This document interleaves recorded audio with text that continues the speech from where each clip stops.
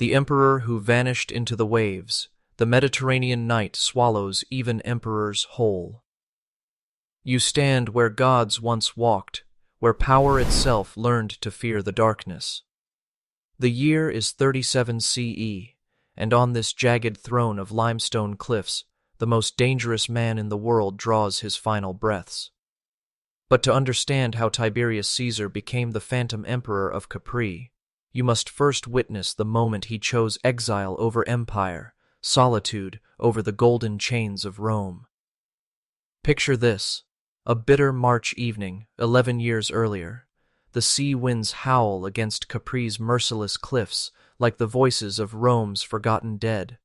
Salt spray mingles with the torch smoke from Villa Jovis, that sprawling monument to imperial paranoia perched impossibly on the island's highest peak. And there, wrapped in purple robes that flutter like funeral shrouds, stands the loneliest man on earth. Tiberius Julius Caesar, Augustus, successor to the divine Augustus, commander of 30 legions, ruler of 60 million souls from Britain's mists to Egypt's burning sands, stares across 26 miles of black water toward the city he has abandoned forever. Rome glows like a dying ember on the horizon, its 7 hills crowned with temples that once echoed his name in prayer and now whisper it in curse. You can feel the weight of his gaze, heavy with the accumulated trauma of 23 years wearing the imperial mask. This is not the story of another conquering Caesar. This is something far more chilling, the slow-motion collapse of a brilliant mind crushed beneath the impossible burden of absolute power. Watch him closely, for in his weathered features you'll glimpse the terrible mathematics of empire, how it devours even those born to rule it. The wind carries more than salt tonight. It bears the phantom screams of senators who dared speak against him, the final gasps of conspirators, both real and imagined, the hollow laughter of a court where survival meant perfecting the art of invisible treachery. Tiberius knows these sounds intimately. He has authored most of them from this very cliff, dispatching death sentences like love letters to a Rome he can no longer bear to touch. But how did it come to this? How does the heir of Augustus, the conqueror of Germania, the reluctant savior of an empire teetering on collapse, transform into the specter of Capri, feared more in absence than presence, ruling through whispered rumors and blood-stained parchment? The answer lies not in the purple robes or marble palaces, but in the fractured psychology of a man who never wanted to be emperor, yet proved incapable of letting go. Tiberius didn't choose power. It chose him, scarred him, hollowed him out until only the machinery of fear remained. Tonight, as he stands sentinel over his island kingdom, you're witnessing the final act of a tragedy that began the moment Augustus placed the imperial seal in his unwilling hands. Feel the Mediterranean chill seep through your bones, taste the copper tang of paranoia in the air. This is Capri, as Tiberius knew it. Not the playground of modern tourists, but a fortress of solitude where the most powerful man alive learned to fear his own shadow. Here, in chambers hewn from living rock, an emperor discovered that absolute power doesn't corrupt gradually. It transforms instantly, completely, irreversibly. The villa behind him pulses with life despite the hour. Slaves pad through corridors on silent feet, carrying coded messages that will reshape the fate of nations. Astrologers huddle over star charts, reading omens in celestial movements, while their emperor reads death in every unfamiliar face. Guards patrol with the nervous energy of men who know their survival depends on the whims of a ruler who trusts no one, loves no one, fears everyone. You're about to enter the mind of Tiberius Caesar during his most dangerous years, the decade when Rome's reluctant emperor became its most terrifying phantom. You'll walk the marble halls where senators' fates were decided by imperial nightmares, witness the psychological alchemy that transformed duty into cruelty, competence into paranoia, isolation into weapon of mass destruction. This is not merely ancient history gathering dust in forgotten scrolls. This is the anatomy of power in its purest, most poisonous form, a cautionary tale written in blood and paranoia that echoes through every age when mortals dare to play at godhood. The lessons of Capri burn as bright today as they did when Tiberius first glimpsed his own reflection in its wine-dark waters and saw not an emperor, but a prisoner of his own making. The Mediterranean night deepens, and somewhere in Villa Jovis, Tiberius Caesar turns from his vigil at the cliff's edge. His footsteps echo through empty halls, where the ghosts of Rome's golden age still whisper of better times, simpler choices, paths not taken. But there is no retreat from this precipice, not for him, not for any who wear the purple crown. Behind those ancient walls, the most fascinating and terrifying transformation in human history continues its relentless work. You're about to discover how a reluctant emperor became the phantom of Capri, and why his shadow still haunts every throne room where power learns to feast on its own children. What happens when the man who rules the world discovers he cannot rule himself? From soldier to emperor, Tiberius's rise and the burden of Rome. To understand the phantom of Capri, you must first meet the soldier who never wanted a crown, and witness how Rome's greatest military mind became its most reluctant prisoner. Imagine yourself in the villa's shadowed archives, where Tiberius keeps the brittle scrolls that chronicle his transformation. Run your fingers across the cracked papyrus documenting his birth on November 16th, 42 BCE, and feel the weight of destiny disguised as genealogy. Born Tiberius Claudius Nero, he entered a world already drunk on civil war's blood, where survival meant choosing sides in conflicts that redrew maps with each dawn. You can almost hear the infant's first cries echoing through a Rome convulsing in its death throes as republic. His father, Tiberius Claudius Nero, had backed Mark Antony against Octavian, a losing bet that would haunt the family like an inherited curse. When Octavian's forces closed in, young Tiberius fled with his parents into exile, a refugee before he could walk, learning fear before love, politics before play. But watch how fortune's wheel turns with pitiless precision. When Tiberius was barely 4, his mother Livia caught the eye of Octavian himself, soon to become Augustus, Rome's first emperor. Picture that pivotal moment. Livia, beautiful and calculating, choosing power over loyalty, abandoning her husband to marry Rome's master. You can almost see young Tiberius clutching his mother's silk stola as she walks toward her golden future, leaving him suspended between two fathers, two loyalties, two definitions of home. This is where the fractures began, hairline cracks in a boy's soul that would eventually shatter an empire. Adopted into Augustus's household, Tiberius grew up as both insider and outsider, stepson to the god emperor, yet forever marked by his father's failed rebellion. Feel the psychological vertigo of a child who must simultaneously worship and resent the man who stole his mother, who must call father the destroyer of his bloodline's honor. The marble corridors of Augustus's palace became Tiberius's training ground for emotional warfare. Here he learned to bury resentment beneath duty's mask, to smile while calculating, to speak loyalty while nursing grievance. You can see him in the palace shadows, tall even as a boy, dark-haired, serious beyond his years, watching Augustus's golden heirs, Gaius and Lucius Caesar, bask in imperial favor while he remained the competent afterthought. But competence, you'll discover, became his weapon and his curse. While Augustus's biological grandsons played at politics, Tiberius mastered the brutal arithmetic of empire. Send him to Germania in 12 BCE and watch genius ignite like wildfire across the barbarous frontier. The Rhine's icy waters ran red with tribal blood as Tiberius's legions carved Roman order from Germanic chaos, but each victory only deepened his isolation from Rome's pampered elite. Picture him during those northern campaigns, mud caked on his armor, frost in his beard, leading from the front, while senators' sons cowered behind baggage trains. His soldiers worshipped him with the fierce devotion reserved for commanders who share their hardships. They called him the Last Roman, a title that cut deeper than any German blade, for it revealed the truth Augustus would never speak. His stepson embodied virtues the empire had already begun forgetting.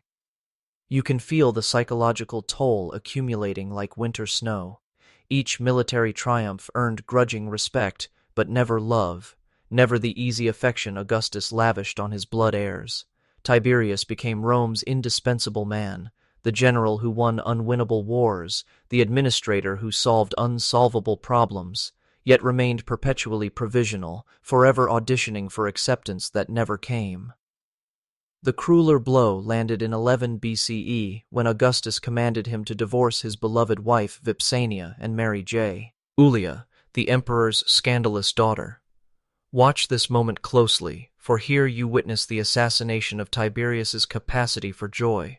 Vipsania was his soul's other half, intelligent, gentle, the mother of his son Drusus, the one person who loved him without agenda. But emperors don't request, they command. Picture their final meeting, Vipsania's tears falling like Mediterranean rain, while Tiberius stands rigid as marble, duty's chains already strangling his heart. Ancient sources whisper that he wept, once, briefly, before locking those emotions away forever. From that moment, love became another tactical weakness he could no longer afford. Julia, Augustus's daughter, brought different torments. Beautiful, brilliant, and utterly amoral, she collected lovers like trophies, while Tiberius endured the humiliation of cuckoldom elevated to state policy. You can imagine him lying sleepless in their marriage bed, listening to her mock laughter echoing through palace halls, feeling his humanity drain away drop by poisonous drop. Each of her infidelities wasn't just personal betrayal, it was public proclamation that even as Augustus's son-in-law, he remained unworthy of basic respect. The psychological architecture of future tyranny was taking shape. Forced marriage taught him that love made men vulnerable. Military brilliance showed him that competence bred envy, not gratitude. Court politics revealed that honor was liability, not asset. One by one, Tiberius severed the connections that make men human, keeping only those that made emperors effective. Then came the hammer blow that shattered his last illusions. Augustus's grandsons died, first Lucius in 2 CE, then Gaius 2 years later, leaving the succession in crisis. Suddenly the competent afterthought became Rome's reluctant salvation. You can picture Augustus in his final years, calculating with accountant's precision who else possessed the military genius to hold the frontiers? Who else combined administrative brilliance with unquestioned loyalty? The answer carved itself in ice across the old emperor's features: only Tiberius. The adoption ceremony in 4 CE should have been triumph's culmination. Instead, watch Tiberius's face as Augustus speaks the ritual words making him heir. No joy flickers in those dark eyes, only the terrible recognition of a man accepting his own life sentence. He kneels before Augustus, not as son embracing father, but as sacrifice acknowledging altar. For Tiberius understood what courtiers celebrating around him could not. Augustus wasn't offering a crown, he was passing a curse. The purple would complete his transformation from man into mechanism, from human being into imperial function. Every remaining trace of personality would be systematically eliminated by the grinding machinery of absolute power. Standing now in Villa Jovis, surrounded by the evidence of what he became, you can trace the inexorable logic of his destruction. Each forced smile in Augustus's court, each loveless night with Julia, each victory won for an empire that would never truly accept him, all carved deeper grooves in his soul until only the capacity for fear and inflicting fear remained. How do you rule an empire when you've forgotten how to be human? Seeds of isolation, court intrigue, and personal tragedies. Watch how an emperor learns to fear his own shadow, one betrayal at a time. The year is 14 CE, and you stand in the Senate House as Rome holds its breath.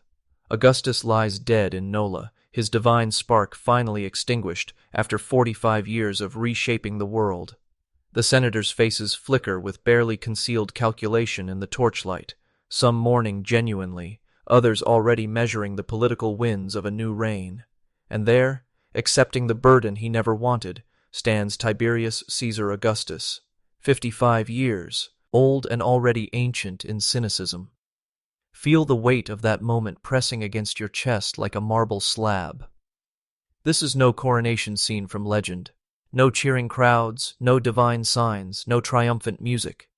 Instead, witness the methodical transfer of absolute power from one exhausted man to another, bureaucratic as a tax collection, efficient as an execution.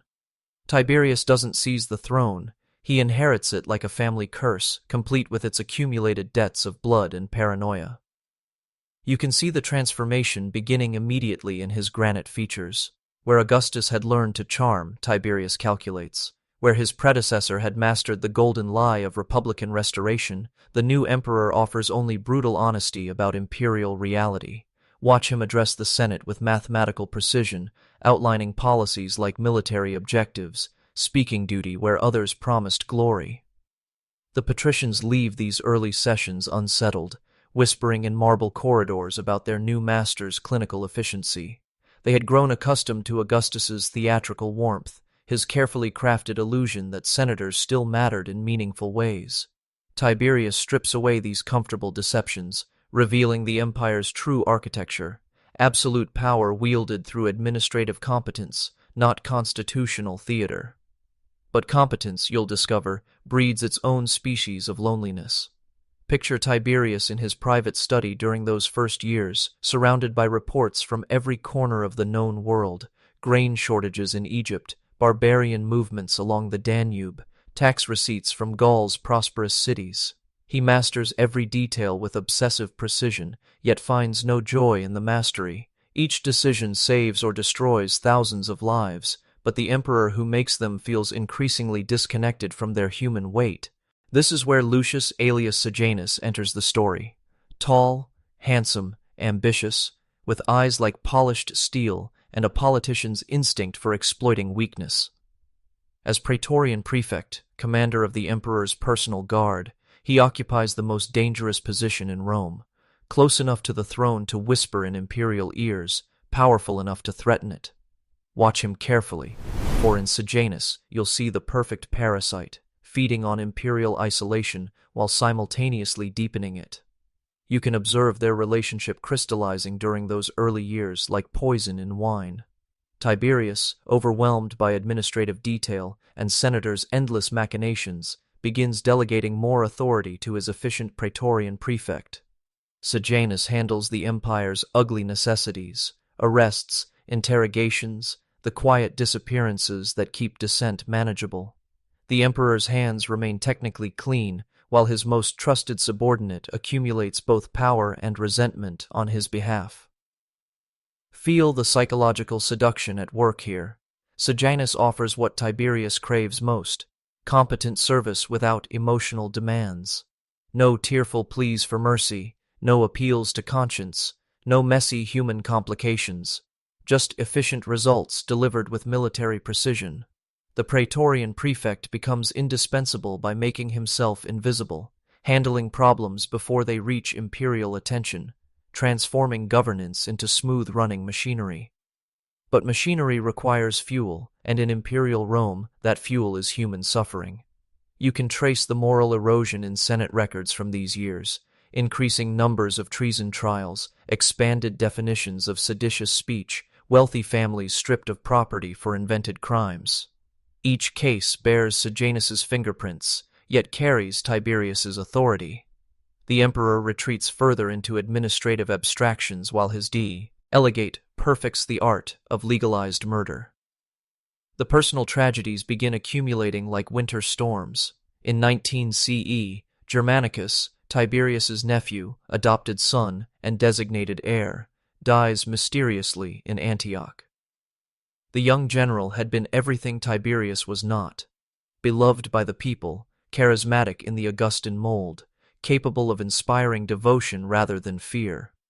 His death sends shockwaves through Rome, with many whispering that Tiberius ordered the poisoning to eliminate a rival.